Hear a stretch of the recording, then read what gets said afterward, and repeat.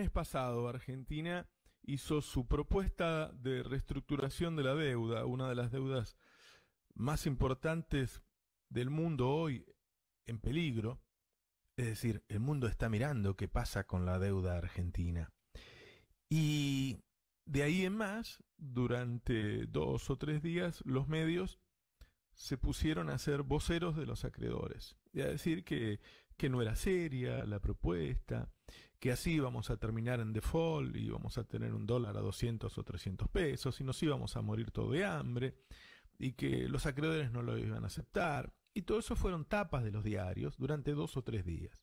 Hasta que ayer Guzmán le contestó a los acreedores. El ministro de Economía del país en cuestión le contestó a los acreedores. Les dijo que la única oferta era esa y que no amenazaran con el default, porque ya estábamos en default, que en default nos dejó Macri, que las consecuencias del default ya le estábamos sufriendo, así que no nos asustaran con eso.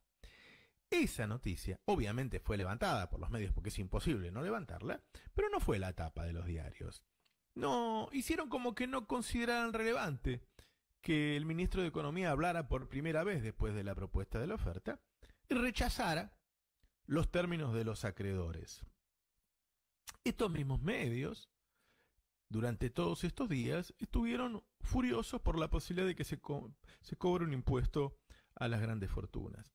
Los medios no hablan solo por intermedio de los periodistas. Los medios ponen en aire a tipos como Melconian, como Espotorno, empresarios, deporte, ¿sí? Es decir, los medios son eso, un medio para que la gente hable. Y no solo hablan los periodistas, ahí se expresa todo el establishment en un enorme rechazo a la propuesta de deuda, al impuesto a la fortuna, a la cuarentena.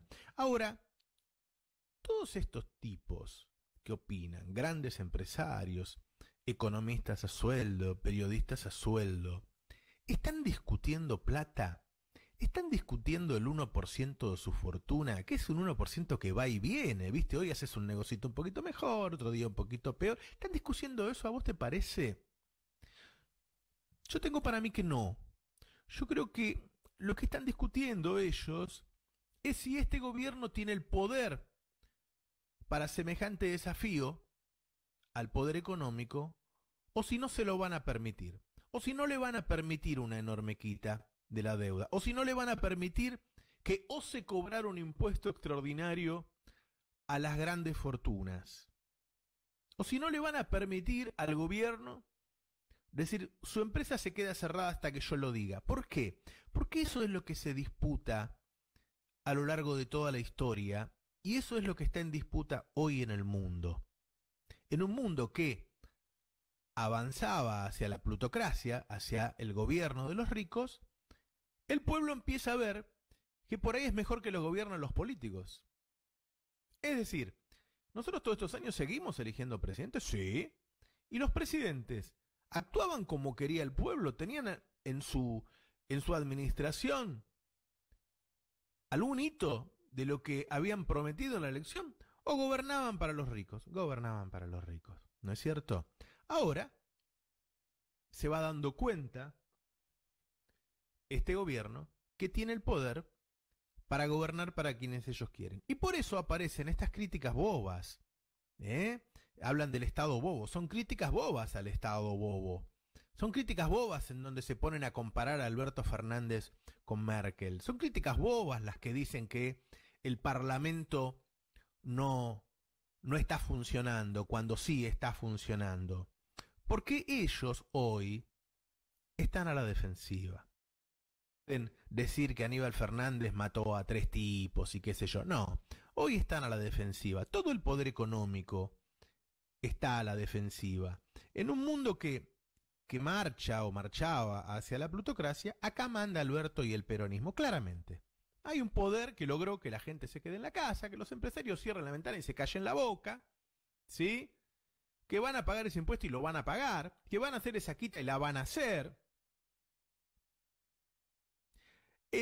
Ayer Guzmán dijo algo bien interesante. Dijo, a ver, esto es una posibilidad de que el mundo cambie hacia una situación más justa, pero eso se está discutiendo todavía, porque hay resistencias. Lo mismo había dicho Juan Alemán, el otro día, ¿no?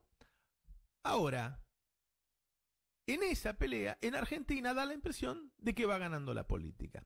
Y esta coalición que se había armado para sobrevivir, claramente se había armado para sobrevivir, y que empezó a gobernar casi en puntas de pie. Este gobierno no empezó como Macri, que hacía lo que se le cantaba, que devaluaba un 50%, que subía las tarifas, que hacía lo que metía gente presa. No, este gobierno empezó despacito, diciendo, subo un poquito esta jubilación acá, la otra la toco, le devuelvo el IVA a los alimentos, muy cautelosa, porque era un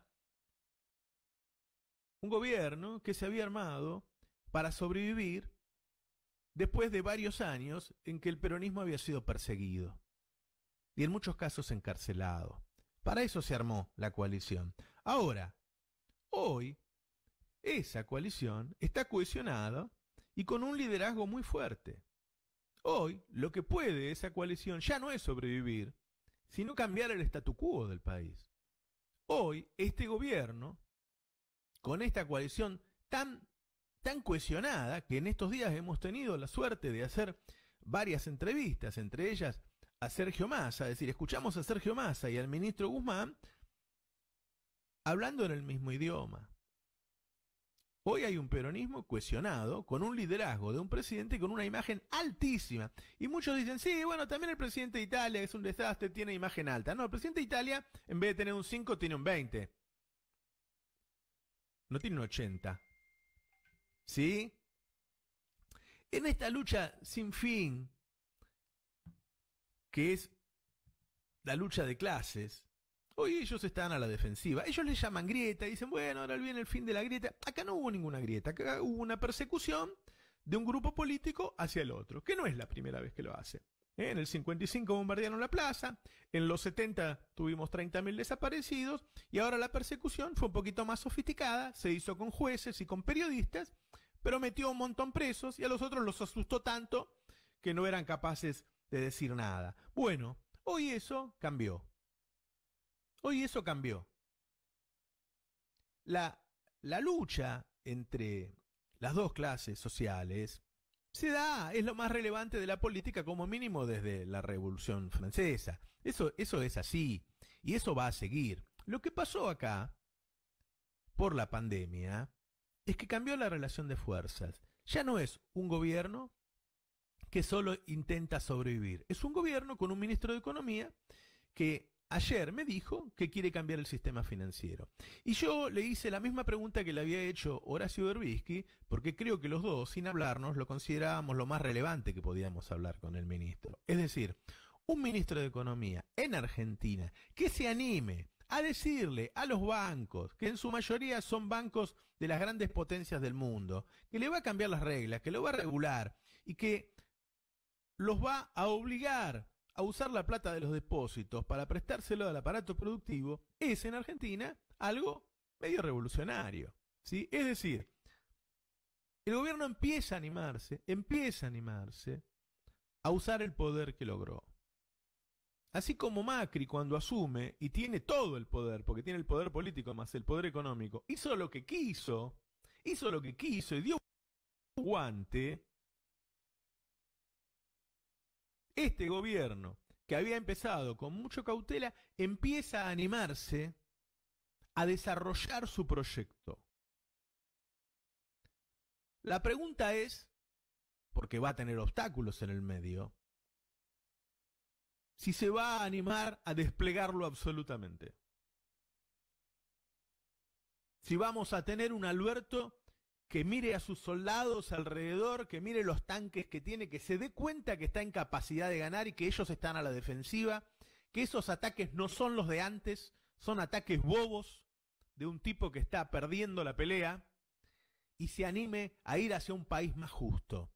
Si eso es así, si Alberto se anima a desplegar las alas de su poder para ir hacia un país más justo, entonces lo que viene será un futuro auspicioso.